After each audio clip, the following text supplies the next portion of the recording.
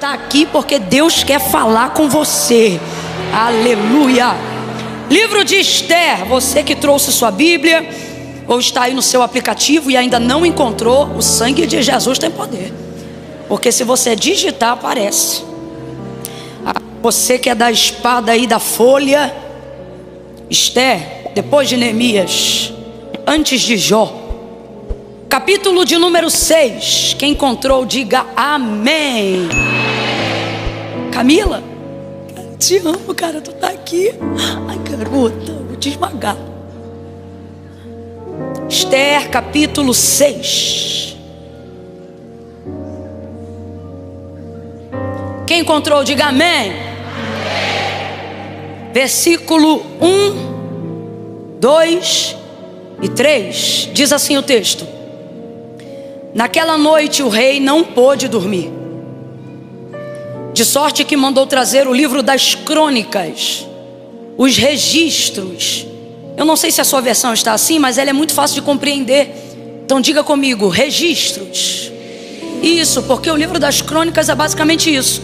É um livro de registros daquilo que acontecia no reino e em torno do rei na ocasião, ok? Então preste atenção. Naquela noite o rei não pôde dormir, de sorte que mandou trazer o livro das crônicas, os registros do seu reino, os quais se leram diante dele. E achou-se escrito que Mardoqueu, ou em outras versões Mordecai, tinha denunciado a Bigtã e a Teres, os dois oficiais do rei, guardas da porta, que tinham conspirado para assassinar o rei Assuero. E perguntou o rei: que honra e que reconhecimento se deu por isso a Mardoqueu? E os moços do rei, seus servos, lhe responderam: coisa nenhuma se lhe fez. Coisa nenhuma se lhe fez. Ou nessa versão que estava aqui, volta para o verso 3: nada lhe foi feito. Gostei dessa versão também, ó. Que honra e que reconhecimento Mardoqueu recebeu por isso. Nada lhe foi feito. Então o que foi feito em razão do que ele fez? Fala para o teu irmão: nada. Então eu vou perguntar de novo: o que foi feito? O que foi feito? Você vai sentar dizendo assim, ó: não vai ficar assim. Não vai ficar assim não. O Deus que não deve nada a ninguém, Ele quer que nós usemos os minutos finais desse culto para glorificar a Ele, não pelo que foi feito, mas pelo que não foi feito. Você conseguiria fazer isso hoje aqui? Se lembrar de quem você ajudou, se lembrar de quem você favoreceu e pensar assim: não houve reconhecimento, e glória a Deus. Você conseguiria fazer isso? Se lembrar de alguém que você se expôs, porque no caso aqui de Mardoqueu, e eu vou utilizar só o contexto da narrativa que a gente leu aqui, porque eu quero ser bem objetiva naquilo que Deus tem como resposta para a nossa vida nessa noite. Então, veja, ele fez uma denúncia acerca de dois oficiais. E Mardoqueu não é o tipo de pessoa que faz denúncia anônima. Ele fez uma denúncia oficialmente contra dois oficiais que estavam conspirando um assassinato para o rei, que é Assuero, esse mesmo que num dia desses, e eu já explico qual é o contexto desse dia que a gente leu no texto, ele não pôde dormir. E aí nesse dia ele manda trazer os registros, o livro das crônicas, dos acontecimentos do seu reino. Ele quer relembrar a sua história, reviver a memória de coisas que aconteceram. E calhou de ser naquele dia o registro da denúncia que Mardoqueu, tio de Esther, numa outra ocasião havia se exposto para salvar a vida do rei. Uma denúncia de assassinato não é fácil. Imagina que você está sabendo que duas pessoas estão conspirando acabar com a vida de uma pessoa, e aí você vai lá, se expõe e faz uma denúncia contra dois oficiais. Eu estou falando de homens políticos e homens de guerra. E Mardoqueu, um hebreu, um estrangeiro vivendo em uma outra terra, e ele vai fazer isso porque isso é o certo. E aí qual é o contexto aqui? O contexto é que o rei Assuero pergunta: então, acerca disso daí, porque não está lá no registro, né? O que é que foi feito a Mardoqueu por isso que ele me fez? E os servos responderam: nada foi feito. Será que nessa noite você conseguiria trazer um apanhado na sua memória e observar todas as coisas que você já fez em exposição por alguém? Não para se vangloriar, mas porque você disse: eu vou fazer isso porque isso é certo, é o que eu gostaria que alguém fizesse se estivesse no meu lugar. Vezes em que você foi testemunha do que viu e ouviu, mesmo sabendo que sua vida nunca mais seria a mesma depois que tal coisa fosse feita ou denunciada. Gente aqui que nunca se colocou na frente de uma bala, mas se colocou na frente de uma mentira e disse: ó, isso aí não é verdade. Gente que protegeu gente que nem era tão íntima sua. Gente que inclusive hoje voltou a ser amigo do inimigo que foi outrora. E você ficou no canto dizendo: mano, como é que isso aconteceu comigo? Eu entrei no rolo para poder fazer o que era certo. Enfim, eu não sei. Mas será que teria na sua memória alguma área da sua vida que faltou uma recompensa, que faltou uma restituição? Algo que você não coloca como uma queixa diante de Deus, mas que você se lembra hoje aqui, e não se lembra à toa, porque o Espírito Santo de Deus te trouxe nessa noite de quarta-feira para dizer: não foi o homem, foi eu que aguardei. Porque aquilo que você faz aqui e aquilo que o homem te compensa aqui ou te recompensa aqui, fica aqui. Mas aquilo que aqui você esperou ser recompensado e não foi, vai para o livro das obras. O que isso significa? Significa que quando o homem não faz aquilo que deveria fazer, Deus entra em cena. Que quando o homem não dá aquilo que deveria dar, Deus entra em cena. Que quando o homem não entra onde deveria entrar, Deus entra. Por quê? Porque Deus não fica devendo nada a ninguém. E eu não estou falando sobre o mais alto grau do cristianismo, não. Eu estou falando sobre justiça. O nosso Deus é um Deus de justiça. Eu não sei o que você tem passado, mas a palavra que Deus colocou na minha boca esta noite é essa: diga que eu sou um Deus de justiça. Diga que eu sou um Deus de balança fiel. Diga que eu sou um Deus que muitas vezes aquilo que te magoou, que não foi visto pelas pessoas pela maneira como você esperou que seria visto, você deveria entender que nisto aí morou uma oportunidade de Deus entrar. E aí, Camila, qual é a diferença de eu não ter sido recompensado segundo as minhas obras por quem deveria ter reconhecido o que eu fiz? É uma alegria isso. E por que é uma alegria, Camila? Eu tenho mágoa desse dia, dor desse dia, tristeza desse dia. Se eu fosse você, eu limpava o seu coração, porque a bênção do homem, ela é um reconhecimento momentâneo e transitório, mas a palavra do Senhor diz que a bênção do Senhor não acrescenta dano e ela permanece para sempre. Camila, eu não estou entendendo, vai entender agora. Deus está dizendo: faltou abraço, faltou reconhecimento e faltou honra, porque o que eu tinha para a tua vida não era temporário, era um decreto. Então Deus permitiu até pessoas que não conseguiram se colocar na posição honesta, justa que deveriam, porque Deus iria usar essa lacuna para dizer: eu vou entrar aonde o homem não tinha gabarito para recompensar à altura aquilo que você fez. Eu não sei se você está entendendo. Se você não está entendendo, entenda agora. É noite de justiça e honra. Justiça e honra. Justiça e honra. Eu vou falar de novo. É noite de justiça e honra, diz o Senhor. Aleluia. Oh, aleluia. O rei não dormiu justamente naquela noite. E por que justamente naquela noite ele não dormiu? Porque era aquela noite, ou melhor, o dia anterior a essa noite, que um homem chamado Amã, um homem mau. Amã é um homem? Ele é a personificação do mal. Eu costumo chamar Amã de casa vazia. Quem é casa vazia? É a casa que o diabo entra para personificar a sua vontade. Todo homem que não é preenchido de Deus é casa vazia para que Satanás entre. Ah não, Camila, mas eu não tenho nada com o diabo. Mas se você não tiver Deus na vida, o diabo tem com você. Porque Deus bate na porta, o diabo não bate, ele entra. A mãe é uma casa vazia. É alguém que Satanás tem liberdade para poder entrar e personificar as ações do mal que ele quer executar contra o povo de Deus. E ele era um grão-vice, um príncipe. Ele era um homem muito próximo do rei. Ele tinha acesso a áreas, a lugares e a pessoas que Mardoqueu não tinha.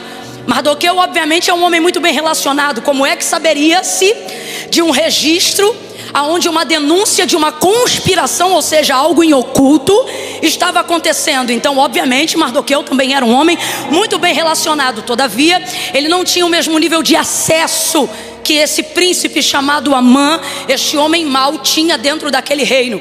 E qual era o contexto? O contexto era que Amã odiava Mardoqueu porque ele representava resistência.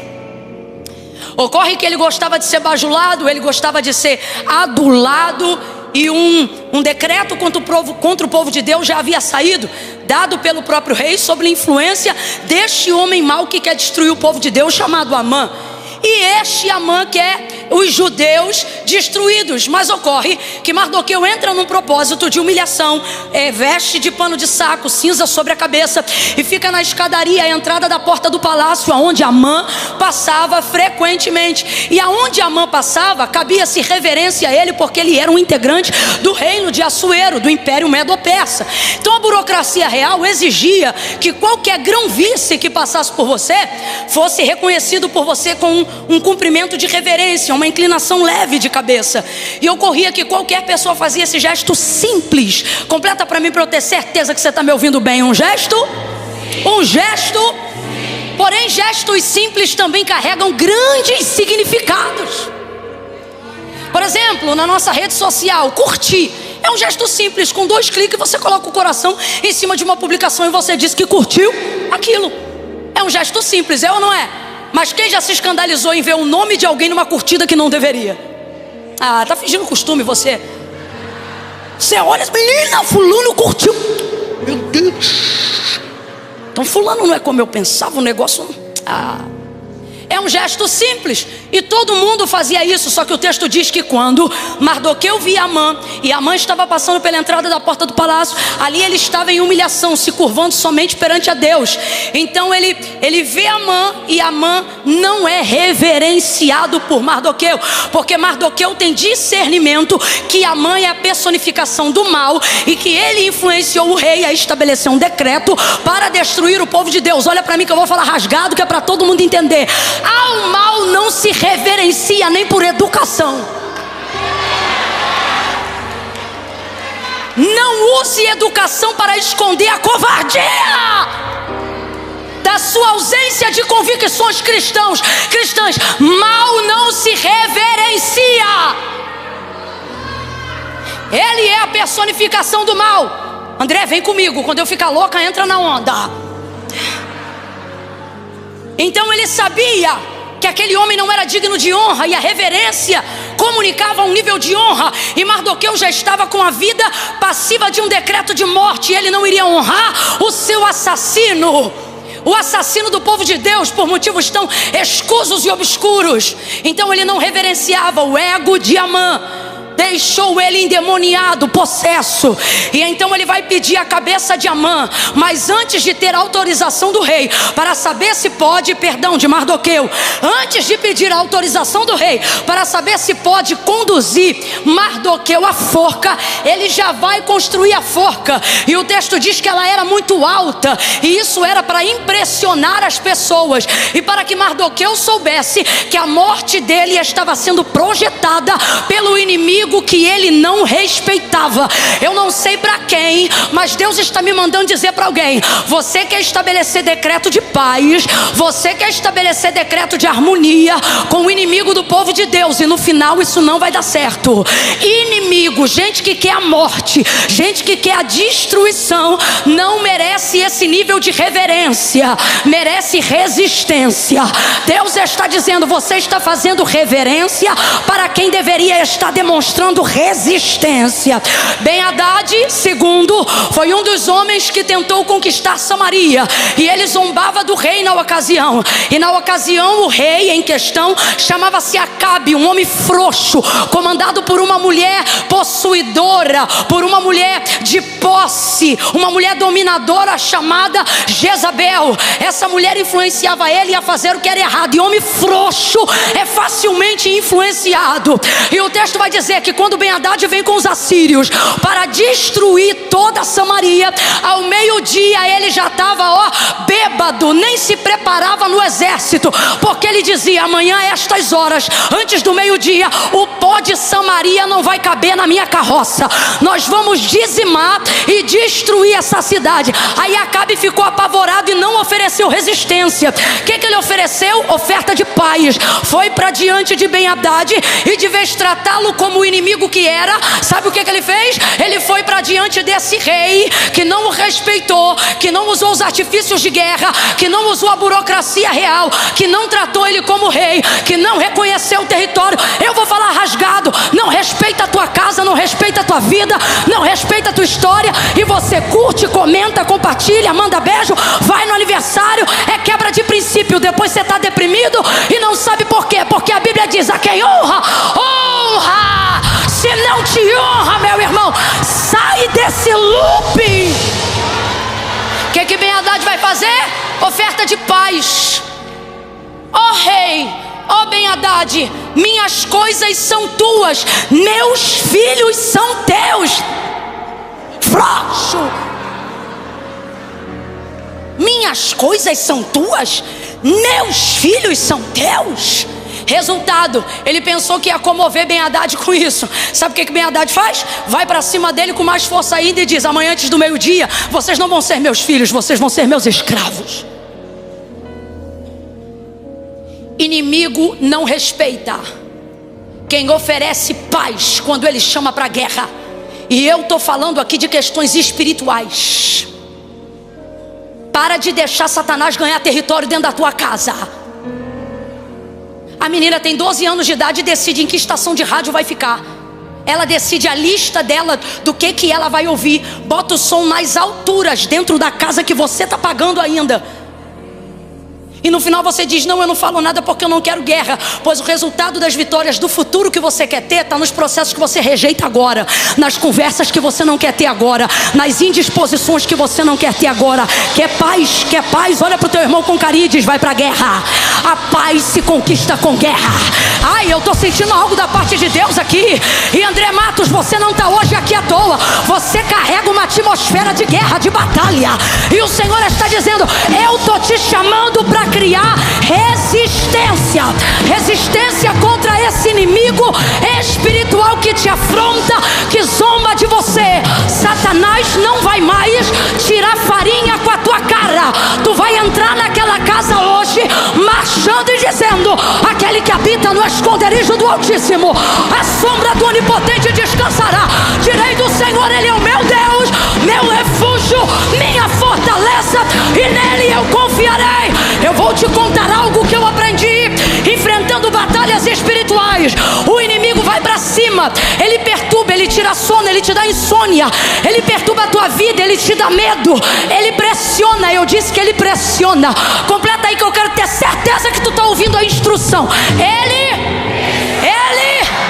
Mas ele não aguenta a pressão. Vai para cima, vai para cima. Resistir ao diabo e ele fugirá de vós. Se por um caminho ele vier contra ti, por 7 ele terá que fugir da tua presença. Vai para cima, vai para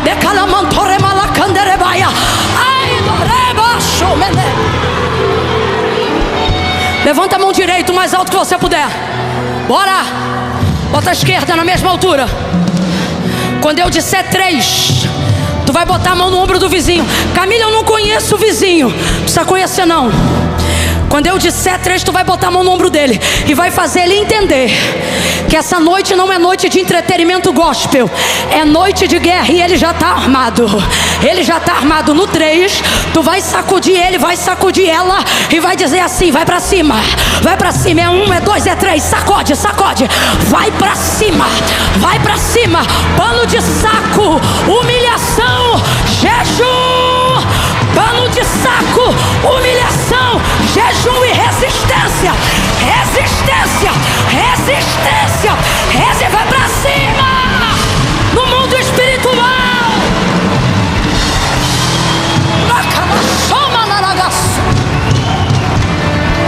Eu não vos dei espírito de covardia, diz o Senhor, mas eu vos entreguei espírito de fortaleza. O meu problema em épocas de batalha espiritual aconteciam sempre a partir das 6 da noite. Eu tinha um problema com a noite. Parece que a noite tinha legalidade sobre mim, porque eu era uma menina muito atormentada na minha adolescência e eu tinha muito medo do escuro. Muito medo do escuro. Eu me lembro que eu acordava com dor na bexiga, porque eu não conseguia atravessar poucos metros do meu quarto para o banheiro, aprisionada pelo medo na madrugada. E à noite começava aquela tormenta. Só que nessa época eu já atuava no trabalho de consagração da igreja. Então de dia eu tacava fogo no cão, e à noite era ele que me perturbava. Era desse jeito. Aí eu comecei a entrar em guerra de dia. Comecei a deixar para entregar o jejum mais tarde. E comecei a fazer orações de joelho de 3 em 3 horas, sendo que às 18 horas, que era o período mais crítico, onde o meu problema começava, eu orava tipo assim, antes 10 para as 6 mais ou menos, que era tipo assim: quando ele chegar ele vai encontrar isso aqui, e aí vamos ver se vai ter poder. E eu pus minha vida à prova. Eu já estava num ponto de desgaste, de cansaço, que eu já estava quase dizendo: Senhor, nas tuas mãos eu entrego o meu espírito. Como quem diz assim: é na tua mão, Satanás nenhum vai tocar em mim não, porque a tua palavra diz: aquele que é de Deus, o maligno não toca. Se for para viver, eu vivo para ti. Se for para morrer, eu morro para ti. E ali eu descobri que ele pressiona, mas não aguenta a pressão. Agora, você quer vencer mundo espiritual usando o braço de carne, usando print de WhatsApp, conversa de direct? Eu vou te dar um cascudo. Nossa milícia não é carnal, mas espiritual, e por isso poderosa em Deus para a destruição de cadeados, de fortaleza, de obras e hostes espirituais da maldade.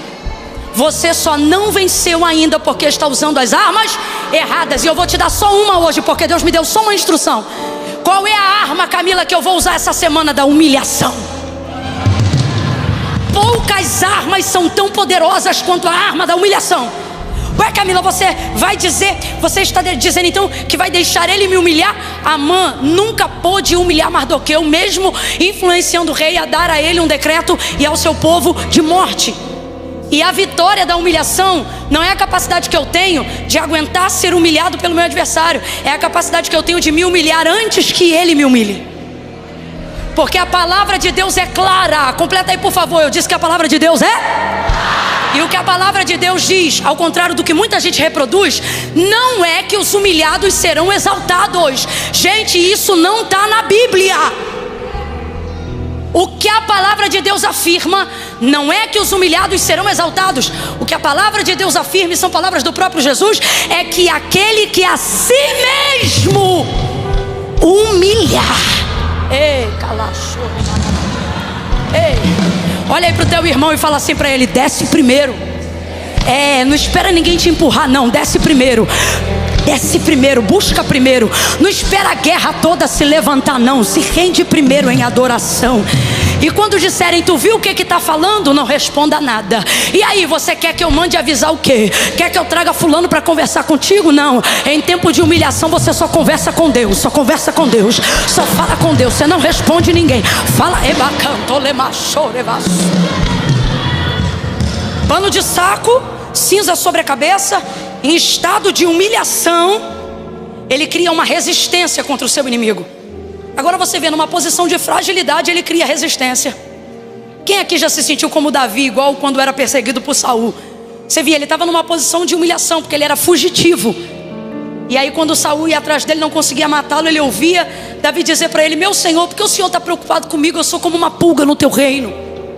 Uma pulga, e é assim que às vezes a gente se sente. Como é que alguém tão grande, com tanto poder, com tanta influência política, com tanto poder econômico, aquisitivo, com tanta influência relacional dentro do reino, se preocupa com um homem trajado com vestes pobres e com cinza sobre a cabeça?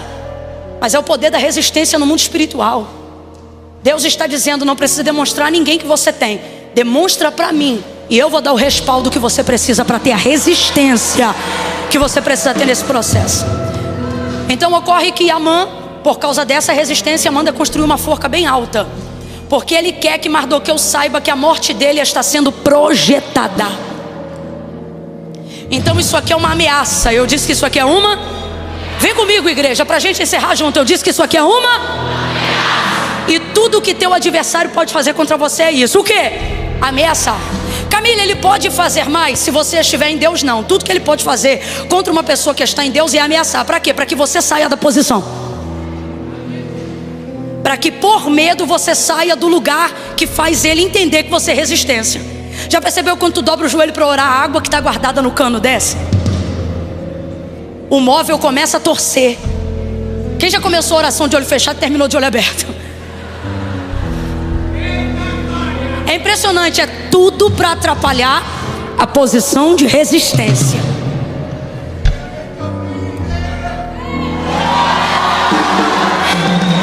É isso. São ameaças. Abra comigo a sua boca e diga: são ameaças. Conta isso para o teu vizinho e diga: são ameaças. Diga de novo: são ameaças. Olha para mim aqui agora. Sabe por que você sente fungar no cangote?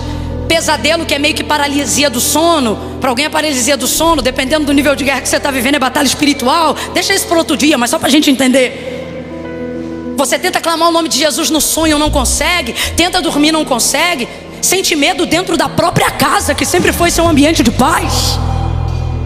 E aí você se pergunta: por que é que essas coisas estão acontecendo? Por que eu não consigo repreender? Por que não sai da minha casa? Por que eu estou vivendo esse momento? Pois Deus está te esclarecendo isso hoje. E Ele está dizendo: ei, são ameaças. Ele só quer te tirar do lugar da sua posição, porque Ele está vendo que a sua posição é uma posição de resistir. Então enquanto você está aí, Ele ameaça teu marido, mas não mata. Ameaça teu filho, mas não mata. Assusta a tua casa, mas não destrói. Tenta afligir teu ministério, mas não te derruba. Porque todo o poder que Ele tem é para te ameaçar, para que você saia. Se você sair da posição, aí a casa cai. Se você sair da posição, aí o filho morre. Se você sair da posição, aí o escudo sai na frente. Quando Deus quis trazer juízo a Saul, Ele não fez isso com Samuel dentro da casa. Ele dizia para Samuel: até quando terás dó de Saul, havendo eu rejeitado? Então Samuel não era resistência contra Deus, mas era por estar em Deus posicionado, proteção garantida para Saul, mesmo Saul estando todo errado. Camila, por que você está falando isso? Porque eu sei que tem gente aqui que está protegendo gente que não serve a Deus, mas é seu filho. Gente que zomba dos crentes, mas é seu marido. Gente que está nas drogas, mas é da sua família. É sua responsabilidade, é sua casa, é seu povo. Então Satanás vai fazer de tudo para você sair da frente, porque se você sair da frente, ele entra. Então quando você não sai, o que é que ele faz para você sair? Ameaça. Ameaça é guerra, é pesadelo, é batalha espiritual, é pneu que fura, é roupa que some na hora de vir para o culto, é sonho estranho, é a vida financeira que estava boa, daqui a pouco é um negócio, meu irmão, que se você contar para alguém, a pessoa não acredita. É dor de cabeça que o remédio não tira. E você diz: Senhor, aonde eu estou? E Ele está dizendo: eu estou no lugar do treinador. O treinador não fica dentro do ringue. O treinador só dá instrução. Quem vai para o ringue é o lutador. E Deus está dizendo: eu já botei a luva na tua mão. Você sabe exatamente o que fazer.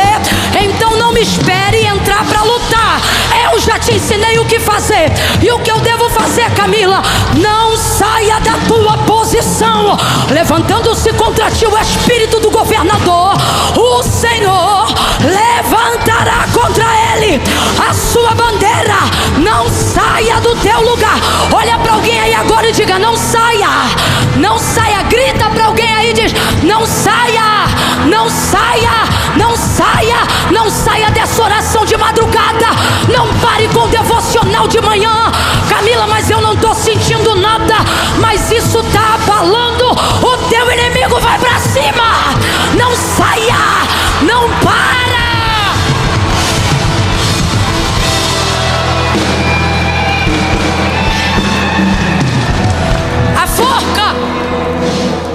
A forca era um jeito de Amã demonstrar poder, para que Mardoqueu já considerasse-se derrotado.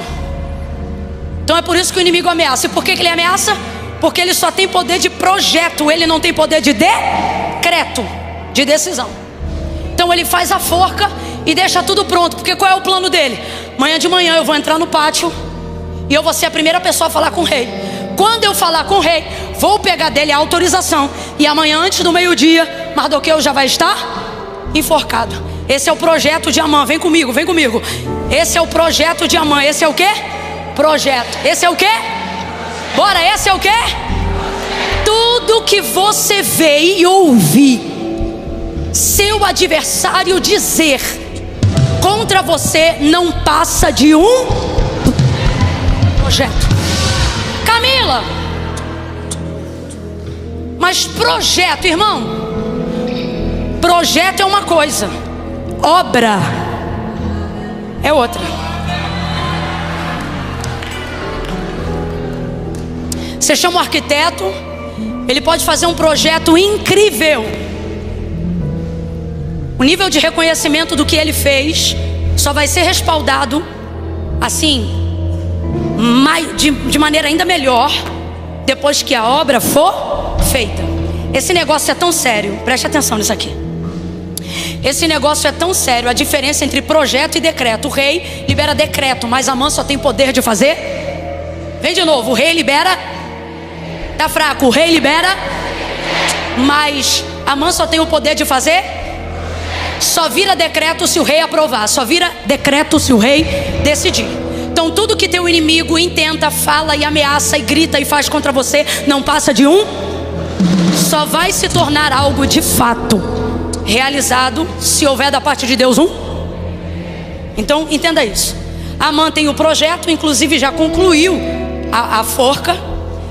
E tem uma burocracia real que funciona da seguinte maneira, ó. É assim, presta atenção. Se ele chega cedinho, igual ele fez, e ele manda anunciar que ele está no pátio, quando o rei permite a entrada dele, o rei não fala nada, porque foi ele que pediu para entrar. Então, se a presença dele é autorizada e ele entra, ele pode abrir a fala. Então esse era o plano dele. Vou chegar primeiro e vou pedir para anunciar minha presença, porque daí quando eu entrar eu vou poder. Esse plano era perfeito se o rei tivesse dormido. Mas ocorreu que justamente naquela noite, o texto não diz que ele não quis, o texto diz que ele não pôde, não conseguiu. Eu tenho para mim que Mardoqueu está dormindo, porque quem ora tem paz para dormir. Mas o rei que decide não dorme. Aí você diz, Camila, o que isso significa? No mundo espiritual, é Deus dizendo pra gente hoje aqui que está debaixo de ameaça pesada: pode dormir, porque quem te guarda não dorme. O rei não vai dormir. Enquanto você estiver debaixo de ameaça, o rei não vai dormir. Enquanto você estiver debaixo de tortura, o rei não vai dormir. Enquanto você estiver debaixo de terror psicológico, o rei não vai dormir. Ei, Deus está mandando eu dizer para quem está tomando um monte de remedinho controlado, Ele está dizendo, fica tranquila, faz tua parte, que eu cuido dos teus neurônios, eu cuido da tua mente. Enquanto tu dorme, eu limito e determino a ação deste medicamento. Assim Deus me manda dizer para alguém, calma, tu não ficarás louca. Pode dormir que eu guardo tua mente, eu guardo tua psique, eu guardo teu raciocínio. O rei não pode dormir. O rei não pode dormir. O rei não dormiu. Então ocorre que na burocracia real o que rolava? Se eu anuncio a minha entrada eu falo, mas se ele manda me chamar eu tenho que entrar calado, porque se ele mandou chamar quem vai falar é ele. Aí então o texto diz que ele chega bem cedo, só que naquela noite o rei não pôde dormir. E porque não pôde dormir, tinha acabado de ler o registro. Esse registro aqui é o livro das obras, e é isso que eu queria falar. O livro das crônicas é um livro de registro. Lá não entra o que você tem vontade de fazer, lá só entra o que você fez. Deus tem um livro semelhante, chamado no livro do Apocalipse por João como o livro das obras. Qual é o nome do livro? Lá não entra o que você tem vontade de fazer, lá só entra o que você... Naquele dia não adianta dizer, tu sabes. Lá não entra vontade, lá não entra projeto, lá só entra o que foi feito. Então para com esse negócio de dizer, ah Deus, tu sabes, ah Deus, se eu pudesse. Irmão, se eu pudesse não entra no livro das obras. cada um será recompensado conforme as suas obras. Você trata de fazer alguma coisa para a glória de Deus. Então o rei acaba de ouvir e pergunta: quem está aí no pátio? Como quem diz, chegou alguém para alguma audiência real? Aí diz: sim, Amã está aí. Manda chamar. Não deu tempo dele anunciar, porque o rei mandou chamar. Vamos lá. Não deu tempo de anunciar, porque o rei mandou. Então ele estava com um monte de coisa para dizer, mas teve que entrar como? Ele estava cheio de projeto que precisava da aprovação do rei para acontecer, mas ele teve que entrar como? E ocorre que o tema que ele queria tratar era o mesmo tema que o rei queria abordar, só que do lado contrário. Ele queria autorização do rei para matar, e o rei estava procurando alguém para honrar. Ah, se eu fosse você, eu já tinha dado um glória. Porque Deus está dizendo: pare de se preocupar com o projeto do teu inimigo. Comece a imaginar os decretos que eu tenho contraditórios a tudo que ele determinou para você. O desejo do teu inimigo não se cumprirá diante de você, diz o Senhor. Tu não verás o desejo do teu adversário se realizando na tua família. Eu vou tornar